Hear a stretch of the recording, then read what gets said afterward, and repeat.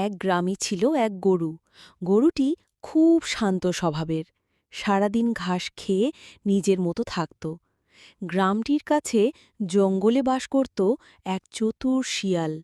শিয়ালটি সব সময় সুযোগের অপেক্ষায় থাকত, কোথাও কিছু খাবার পেলে মিস করত না।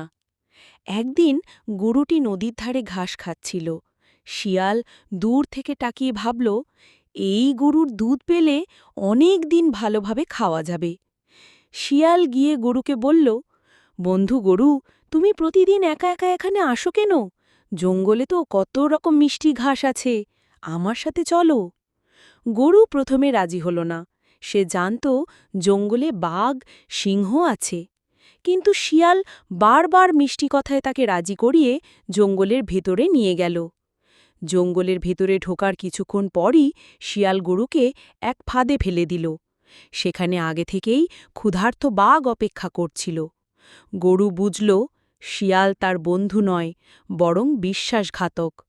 গরুটি বুদ্ধি খাটিয়ে জোরে দৌড়ে পালিয়ে গেল এবং আর কখনো শিয়ালের সাথে কথা বলল না।